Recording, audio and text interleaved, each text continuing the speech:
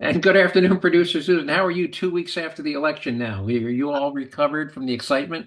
Yep, yep. All right. Got some more crazy election stuff. And by the way, I had to make a last minute entry. I've been getting all this crazy election stuff.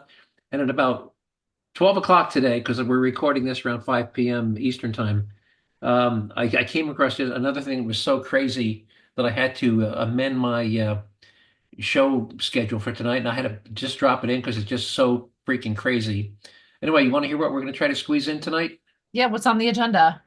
All right, here we go. If I can fit it all in. All right, so today's November 19th. Been 2 weeks since the election. Boy, do we have a ton of election related stuff. So our quote of the week is from our old friend economist Thomas Sowell on the death of companies and a process known as creative destruction. Have you ever heard that term before? I have not. Yeah, well, it's something called creative destruction, and we're going to talk about creative destruction and why it is an inevitable and necessary part of capitalism. And the stupidest thing I've heard all week, we'll tell you about an insurance scam where the scammers were dressing up in a bear costume to generate fake insurance claims for alleged damage to vehicles caused by this fake bear. We'll tell you I why they didn't were see that one. so stupid. In our runner-up to the stupidest thing I've heard all week, we'll play a clip of a so-called gun expert testifying before Congress, claiming that adding an arm brace to the back of a pistol makes the bullet come out of the front of the gun faster and makes it more deadlier. If you ever, you know anything I, about I don't physics? even think that you need to be a gun expert to know that's not true. Not true, not even possible. But we'll play the clip of this young woman, and this is Congress. She's embarrassing herself in front of Congress. Um, Now, here's the thing I had to add. Here's the thing I had to add at the last minute. If you or anyone you know suffers from something called Trump derangement syndrome, you've heard that, right? Yep. And they don't think that they could bear to live in this country for the next 4 years. We'll tell Yep. you about a neat but expensive way to not live in this country for the next 4 years without going through the hassle of trying to immigrate to a foreign country. Um, really, the length some people will go. In the scariest thing I've heard all week, we'll tell you about a social media post by an angry Kamala Harris supporter urging people to try and kill not only President Trump, but anyone he appoints to any government position. This is scary, and what's even scarier is her post on social media has not yet been taken down. We'll tell you about the shocking results of a recent study on U.S. literacy rates and which states score the lowest. You might be stunned by the data.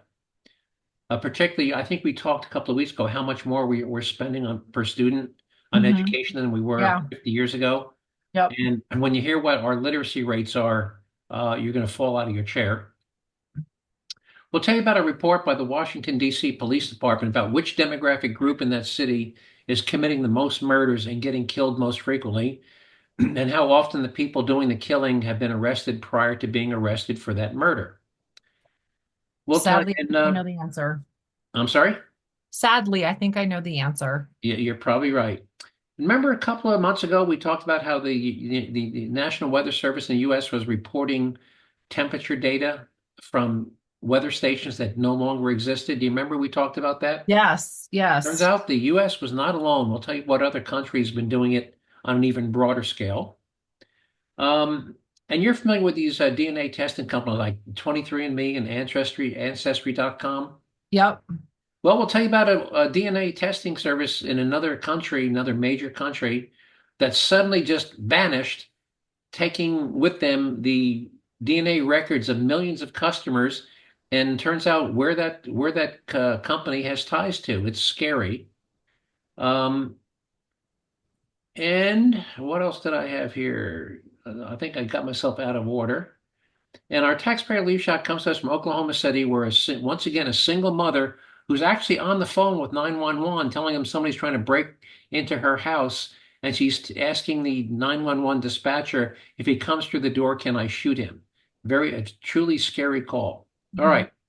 So you've never heard of creative destruction, and here's what it is. Again, economist Thomas Sowell. He said failure is part of the natural cycle of business. Companies are born, companies die, and capitalism moves forward. And what creative, so you remember, so let's talk about creative destruction. Remember the biggest retailer in the United States at one time was a company called Sears Roebuck? Yeah. Remember Yeah. Kmart? You remember Kmart? Yep. Yep. And they Uh, joined forces before they both met their demise. right. And what have they been replaced? They've been replaced by Walmart and Amazon, right? Yep. And you can go through the list. I mean, it happens with restaurants all the time. And what happens is that they get replaced by other companies that do what they were doing better, faster, cheaper. Um, and that's what creative destruction is all about. And it's just a natural evolutionary process of capitalism. And by the way, one of the reasons communist countries always fall behind is that in a communist country where the government owns and controls the means of production, there's no such thing as creative destruction. If you were back in the Soviet Union and the equivalent of Sears Roebuck was a government operated uh, retail store, do you think that it would have ever gone out of business? Do you think no? Because there would have been no competition, Mhm. and the Russian equivalent of Sears Roebuck would still be operating today, you know, without any of the innovative features and capabilities and services that you get from a company like Walmart today. So Mhm. again, creative construction is inevitable, it's necessary, and it's beneficial because competition, breeds innovation and it punishes failure. But in Yeah, communist and people talk about, big bad Walmart or big bad Amazon, being this monopoly, but no, there's so much competitions. In my town alone, I've got two Walmarts and two Targets. right. Think of it this way. By the way, when I probably before you were born, it would take me a week's worth of salary to buy a 19-inch color TV, cathode ray tube color TV that would get 13 channels. Today, I can buy a 65-inch uh, flat screen TV that gets several hundred channels for less than a day's worth of pay. Yep. All I right. did not too long ago. I have a 48 inch in my living room, and which is not a very big. It's Not by modest today's size. standards, not by today's standards. Yeah, but that's what size fits in that where I have it displayed, and it was $300. Right. By the way, the other day, a friend of mine, we were in the gym together, and he's talking about he needed a TV. Was I so the bike has internet access. I looked up, and by he's like you, he has some old cathode ray tubes, and I said I found on Walmart a 32-inch flat screen TV, smart 32-inch smart. I mean, it's all internet. You can hook it up. It's Wi-Fi enabled. Do you know how much that 32-inch flat screen smart TV was on the internet? Probably $150. How much? 150? $88. Oh wow. $88. Now, again, that TV, if it had even existed 30 years ago, would have been more than a week's worth of pay. Today, Mhm. it's a couple of hours worth of pay. So that's creative destruction. Innovative companies survive and Mhm. prosper. Companies that don't fail and go out of business. All right. Yeah. By the way, at one time, RCA was a leading producer of TVs in this country. RCA TVs. Anyway, Yeah. I don't even think they're in business anymore. not. I think they're as a broadcasting company, but not as a producer of electronics. All right. You want to move on to the stupidest thing I've heard all week? What's the stupidest thing you've heard all week? All right. Out in California, there were these people. They came up. They had this. I don't know. I think they had an old Rolls Royce they had bought. A used Rolls Royce, and they had this idea. Why don't we dress up in a bear costume and park the car in front of our Ring doorbell camera, and we'll take a picture. And you get into the car. You start tearing it. By the way, the seats are all ripped up to begin with. I mean, the car was in horrible shape. And we'll take a picture of you in a bear costume tearing up what supposedly were brand new seats and whatnot and breaking stuff. And then we'll file an insurance claim. Well, they got away with it once. Okay. Well, guess what? They tried it two more times, but they had some friends had similar cars like an old Mercedes and Mhm. whatnot. They're already beat to crap. They tried it two more times. Now, there were three different insurance companies involved, but these insurance companies, so they trade data and whatnot. Anyway, they got away with it once, they got away with it twice, but they staged it the third time in the same driveway with the same camera, with the same bear suit. And finally somebody said, "Hey, wait a minute, that doesn't look like a real bear." Yeah. And Sure enough, they got a wildlife expert and said, hell no, that's not a real bear. And then the three insurance companies compared notes. So you got six people going to jail for insurance fraud. How stupid do you have to be, the number one, to even try it? But how much more To do stupid do it you have to three be to try it times. three times in the same driveway in the same bear suit? Yeah. And I saw the video. I mean, it doesn't look real at all. You can tell it's fake. Right. You didn't, And I not mean, only the bear costume itself, you can tell, and now this is from many feet away, probably 20 feet maybe the camera was. right, And it's black and white. It's great, it's not the high super high quality camera. right. You can tell it's not a bear. And then the claw marks are too uniform. Yeah. Yeah. And the fact They they were did it, made, they they were, got yeah. away with it once. Okay. Insurance fraud. But to do it two more times, like after the second time, I certainly would have been suspicious. Right. In the same driveway. And they did this all within the space of a month. Anyway, so it was stupid to try it the first time and even more stupid to try it two more times. So that's my winner for the stupidest thing I've heard all week. But anyway, but here's our runner up. This is a young lady testifying before Congress. Now, by the way, for those that don't know, they make some really high-powered pistols these days. And what you can do is you can put a little brace on the back of the pistol. When you shoot a high-powered pistol, there's a tendency for the muzzle to flip up from the recoil, for the muzzle to Mhm. flip up.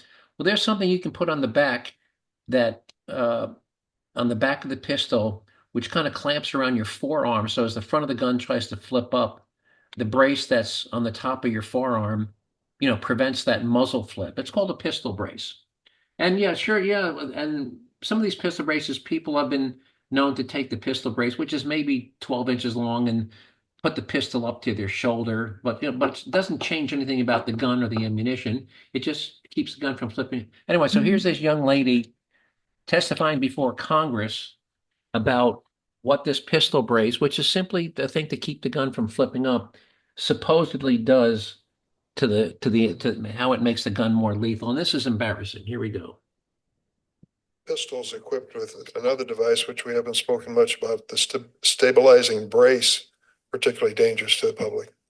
So stabilizing braces are not machine guns. I want to start off by being clear. When we talk about stabilizing braces, we're talking about short-barreled rifles. And short-barreled rifles are more dangerous because they allow a pistol to be shot from the shoulder, which gives it more power and more velocity, and therefore more lethality. Now, by the way, if I shoot it from my hip or shoot it from my shoulder, does it change how fast the bullet comes out of the The barrel? same velocity. It's the same velocity, no change in velocity, no change in lethality. So I'm going to back that up. Here we go. Barreled rifles are more dangerous because they allow a pistol to be shot from the shoulder, which gives it more power and more velocity, and therefore more lethality, No, dear, it doesn't. but still being concealable in the way that a pistol is because it's smaller. Stabilizing braces were initially designed to allow a shooter to stabilize a handgun on the wrist or forearm. But what started happening was that the gun industry saw a loophole where they began designing stabilizing braces that allowed a shooter to shoot from the shoulder, thereby converting that weapon into a short-barreled rifle, which is regulated under the National Firearms Act, subject to taxation and registration. Mr. Kleckner, what do you think about that? I don't think pistol braces are a problem. I don't think they're being used in crimes. I don't think they're making crimes worse. I think she brings up a great point about the concealability. I think it makes it much harder to conceal a pistol when there's a pistol brace on it. It makes it much larger. And if we're going to talk about increased lethality and velocity, a pistol brace does neither of those. In fact, a regular rifle has increased velocity and lethality, and that has a regular butt stuck on it, which is arguably worse than a pistol brace. And he's absolutely correct. It does Yeah. nothing. It makes the gun, these thugs, that go around, they're not going to walk around with a pistol brace on their pistols because you can't hide it in your pants pocket. A Hmm. pistol brace, adds about 12 inches to the back of the gun.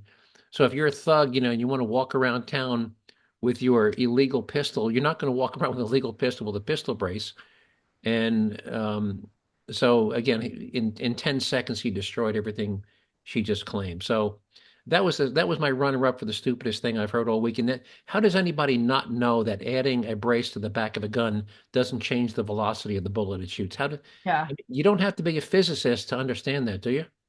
No, it's like when you're shooting a gun, whether you're standing or prone, it's the same. Yes. It may improve your accuracy. Yeah, it'll improve your accuracy, but it's not going to change the velocity or lethality. Yeah. So anyway, so that was the runner-up to the stupidest thing I've heard all week. All right. So you ready? Have any friends with Trump derangement syndrome? Or people you know with Trump derangement syndrome? Yeah, I do, unfortunately. Are any of them fairly affluent? Um, I don't know that I'd call them affluent, but they're not, they're well off. I mean, Okay. they're comfortable. Also, they're comfortable. All right. Well, if you know of any that are really have a severe case of Trump derangement system, I saw this afternoon. There is a cruise line that is now offering a 4-year ocean cruise for the low price of $40,000 per year, which includes your meals, about the same cost as attending college. But for 4 years, you will not set foot back in the United States. How's that? I hate I have to say, I am not a fan of cruises. I did a really short one. I'm not a fan either. I couldn't imagine spending 4 years. Now you're going to get to see that it's going to stop in Singapore and Europe and South America, Peru, Argentina. You're going to go all over the world, Australia, and you won't set foot back in the United States for 4 years. And by the way, $40,000 a year seems like a lot of money, but what's the tuition, room, and board at Penn State these days? Oh, room and board. Probably 20 grand for in-state tuition, maybe How about out of state? double that. All right, Tuition, so it's well, the tuition is double for out of state. The room and board would be the same regardless of where you okay. live. But around 40 grand, 35, 40 grand a year. Yeah, I'd say that's fair. So anyway, if you suffer from a severe case of Trump derangement syndrome and have $160,000 to spend, there's a cruise line that will keep you off that, and you don't have that. And here's the thing.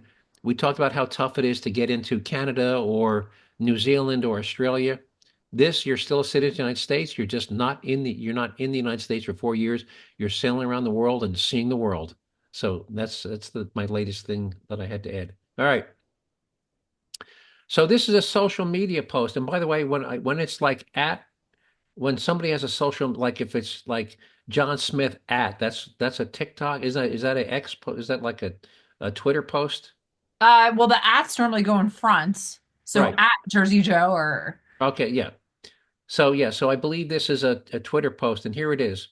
And this is a young woman. Her name is Lillian Marie, and it's her Twitter handle is at libertine-lily.bsky.social. And here's what she posted. Kill Donald Trump. Kill his VP Vance. Kill his cabinet picks. And then she goes on. That is the only way to save the United States of America. That is the only way to save the nation. I lose if I stand by quietly. There is no victory condition for me if I stay quiet. I support the assassination of Trump. And that was posted November 15th. Isn't there a law against what she's saying? I mean, this is not covered under freedom of speech. No, and I believe if the FBI, I would have to believe that the FBI is already, or the Secret Service is already all over this, because she's advocating to assassinate, a president-elect. This is not covered under free speech. This is a death threat. It's a death threat, right? So again, I'm going to read it again. Kill Donald Trump, kill his VP Vance, kill his cabinet picks.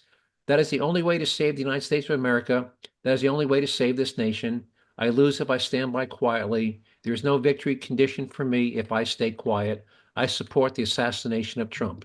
So I have to imagine by now she's gotten a visit from the FBI or the Secret Service. Yeah.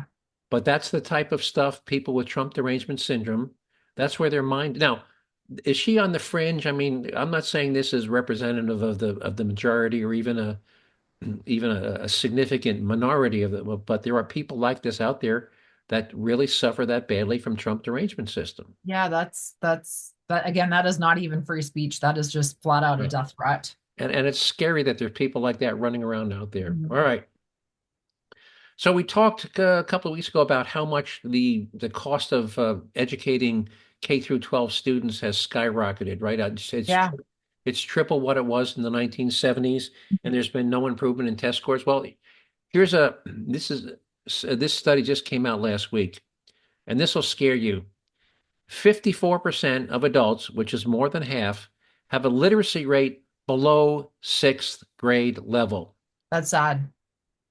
Even sadder, 21%, 1 out of 5 Americans of age 18 and older are illiterate, cannot read, not just read below sixth grade level, cannot read at all. And guess which state has the lowest literacy rate in the country, with 23% having little to no proficiency in reading skills? So you think be Arkansas, Mississippi? I'm going to say it's probably one of I hate to say it, it's probably one of the southern states. And you would be wrong. It is California. Wow, that's shocking. And by the a significant part of that, by the way, is the amount of illegal immigrants that have entered the country. Undocumented migrant workers. California has the lowest literally. You would think it would be Mississippi or Louisiana or. Yeah, I was thinking it was one of the southern states. All right, no, it is California. 23% of the people having little to no proficiency in reading skills. And here's another throughout the US, there were 66% of children in the fourth grade who couldn't read well. 21% of the adults, I already said that, are literate. And low literacy rates have a cost associated with them. Low literacy rates end up costing Americans up to 2.2 trillion every year. And I can vouch for this. I have helped some people who have made some incredibly stupid decisions because they didn't understand what they read or what they were signing up for. Have you ever encountered people like, oh, I didn't know I meant that? Yeah. Yeah. 2.2 trillion, which is 1/3 of what the US federal budget is. Low literacy rates end up costing Americans 2.2 trillion. And I have to tell you, I've also saved some people from making some incredibly horrendous decisions because I explained to them that what they somebody said to me, well, I read this, I'm going to do this. And I said, could I see that? And I read it and I said, no, that's not what it means. Do you realize if you sign up for this is what you're committing to? Are you I mean, a sure? lot of these things that are the too good to be true things, people don't understand that this too good to be true is too good to be true. It's so because you're not understanding the loopholes and the fine print.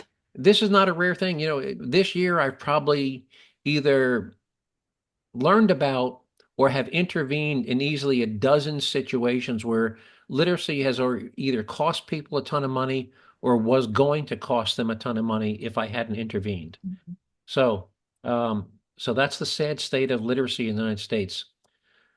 All right, you want to talk about DC murder statistics? Yeah. All right. Now, this was published by the city's own, the Washington, D.C. City Metropolitan Police Department. It's a couple of years old, but it's still frightening. And here are quotes from the report published by the city's own police department. It said almost every one of the 367 suspects arrested for murders had a history of arrest, including both violent and property crimes. In fact, only 15% of the arrestees had never been arrested. And these are people arrested had never been previously arrested, which means 85% of the people who had been arrested for murder had been previously arrested. Nearly 60% of the alleged murderers had between 1 and 5 arrests. Almost 25% had between 6 and 10 arrests, and 11% had 11 or more prior arrests. So my question is this, and one more. And the average arrestee had 5.3 prior arrests, with one suspect having 35 prior arrests. So my question is, if you've had 35 prior arrests, why are you walking around the streets of Washington, D.C.? Exactly. And if you've had 5 prior arrests, you would think if you've had 5 prior arrests, you'd be in jail for a long time. But when they get to the average age was like 26 or something. I mean, depending on what they're arrested for. But the sad part, if it's a misdemeanor, but a lot of these are felony arrests. Yes. You should not have 5 felony arrests on your record and still be out free. At age 26, by the way, age 20. And here's the truly I almost fell out of my chair when I read this one. Of the 367 suspects arrested for homicide, and by the way, not every homicide has an arrest because sometimes they don't know who the perpetrator was. But here's the one that blew me away. Of the 367 suspects arrested for homicide, 345 out of 367, which is 94%, were African American, a figure roughly equivalent to the percentage of homicide victims who are African American. In other words, the overwhelming majority of homicides in the District of Columbia are black on black crimes. Can you imagine 94% of the assailants and 92% of the victims were African And Americans? we've talked about this several times on the show that the crime rate, the overall crime rate in DC is horrible. It's horrible. And people say black on black crime is not a real thing. No, here's the data. 94% of the assailants and 92% of the victims, murder victims in Washington, D.C., are, by the police department's own data, African American. Black on black crime is real. And it's sad, and I don't know what to do about it, but it's sad to see, people of the same demographic killing themselves as such a, and we talk about these quote what they call mass shootings that take place outside nightclubs at 2 o'clock in the morning. And they're all basically, we talked about one a couple of weeks ago when four guys drove up, got out of a car, and just Yeah. started shooting, spraying bullets at the crowd. Again, this is black on black crime, and it's tragic, and I don't know what to do about it. Anyway, moving on. Have you ever done a ancestry and me type thing, 23andMe to I have not because right? I'm afraid of what's going to happen in my DNA. Well, you and I both. And by the come on are great. Not only will they tell you who you're related to, what your heritage is, but some of them are now saying, and hey, if you have any genetic markers for any hereditary Yeah. diseases, we can tell you that too. And it's a big come on, but I agree. I don't want my DNA data floating around. Well, here's what happened in UK. A UK-based DNA testing service similar to Ancestry.com that also promised to tell people about genetic markers possibly linked to hereditary disease has vanished. Boom, they just disappeared, closed Mhm. up their offices, no employees, phone isn't being answered, and they've vanished along with DNA records of potentially millions of their customers. And where do some of the former directors of this now defunct company reside? You want to take a guess? California. Moscow. Oh, oh, yeah, that is Moscow. definitely. So, Moscow. but did you So hear in the US though? I don't know, is it 23andMe? Because 23andMe has been in the news recently about they're going bankrupt. And what is going to happen to 23andMe if they their go data, bankrupt? right. But 23andMe wasn't founded by private individuals out of Russia. Yeah. This company was founded by Russian investors, and I use the word investors in quote marks. Mhm. So the company has disappeared, just vaporized, and Yeah. the founders are all based in Russia. So in Yeah. And Moscow. you have to wonder what are the Russians doing with our data? Exactly. All right. How much time we got? And you can we have about Right. 7 minutes, and you can, and it won't tell you obviously who you're related to in these genealogy trees, but if you have concerns about your whatever genetic disorders, you can just go to your doctor and get a blood test, and they can do a Yeah, full genetic profile on you. exactly. Yeah. So be very, very careful about using these DNA testing services um, because you have once you do it. By the way, I think you even sign a waiver that you don't own that data anymore. They own Yeah. that data. And there's also been a lot of controversy too with using this data for crime solving. Yes, right. Where they match up, they find out, oh, you're a relative of this. Yeah. We have this DNA evidence from a rape or something. And Mhm. although you're not the rapist, you're related to the rapist. So tell us about your family. Yeah. That's been happened quite Yep. frequently. All right. Moving on, got one more story before our taxpayer relief shot. So we talked about how the U.S. National NOAA was faking data. Well, Hmm. guess what? It came out last week that in the UK, their National Weather Service was doing the same thing. Um, Here's a quote from the Link story. Shocking evidence has emerged that points to the UK Meteorological Office inventing temperature data from over 100 non-existent weather stations. Following a number of Freedom of Information requests to the Meteorological Office, um, the author discovered that 103 stations out of 302 sites supplying temperature data do not exist. Wow.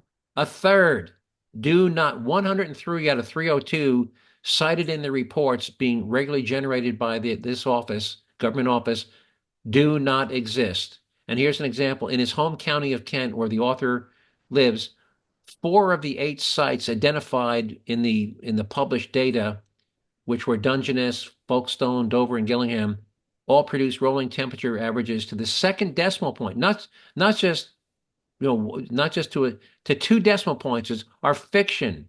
There's been no weather station at these locations since 1986, yet they're continuing to generate, incorporate, and report temperature data from these non-existent weather stations. So, folks, don't believe everything you read. This is not so.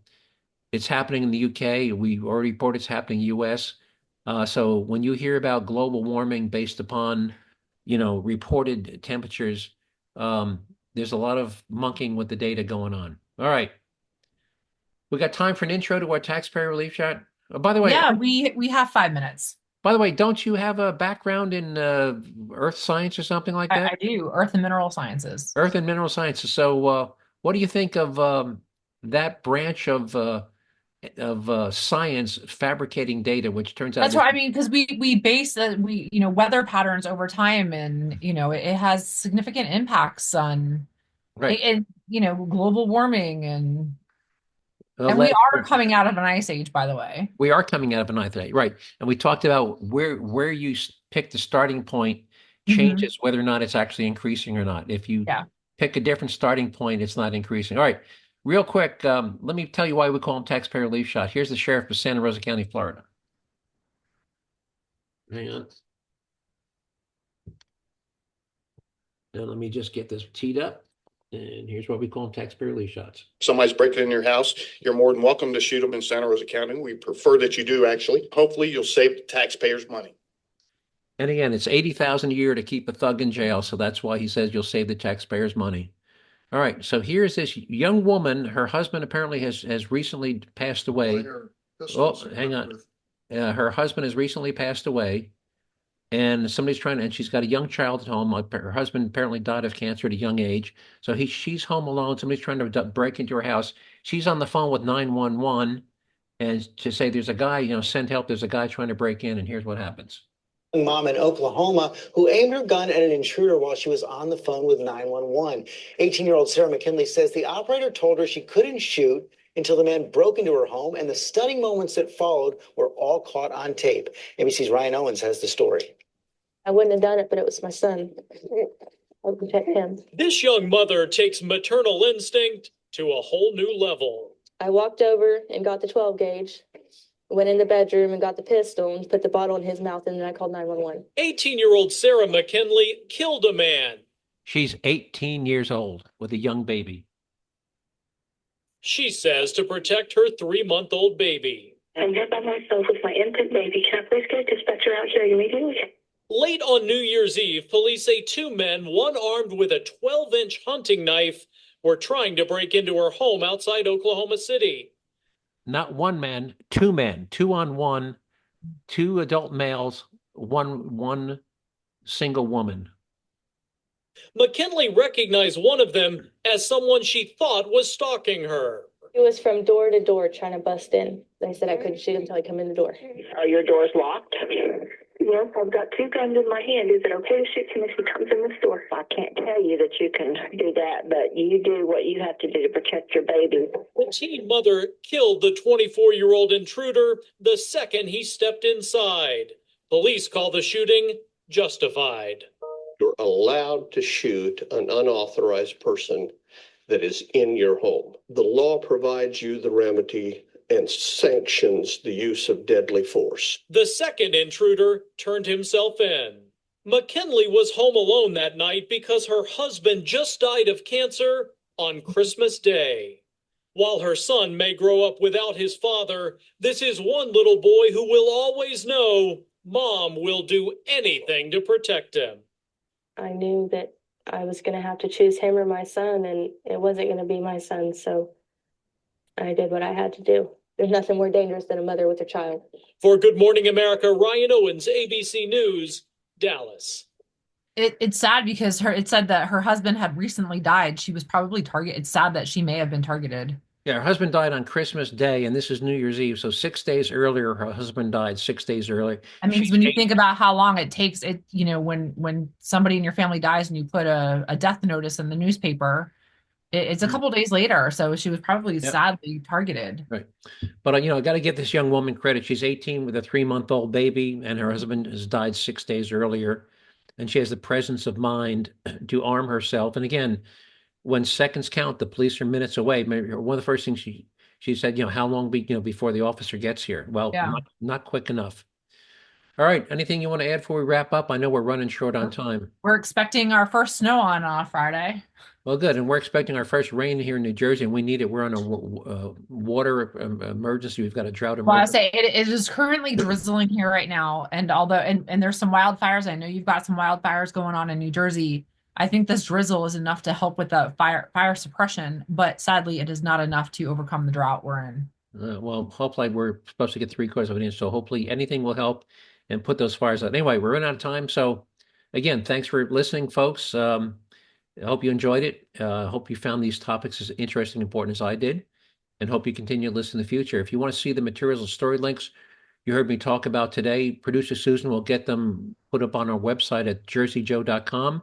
Just remember to spell Jerzee Joe with J-E-R as in Robert, Z as in zebra, E-E, Jerzee, jerzee-joe.com. If you want to send me an email with a comment, question, or suggested show topic, do that by sending me an email to suggest Joe at jerzee-joe.com. Just remember to spell Jersey with an R, a Z, and a double E. Anyway, producer Susan, anything you want to add before we sign off? Nope. All right. Well, thanks for your help, and I will talk to you next week. Take care. All Bye-bye. right. Thank you.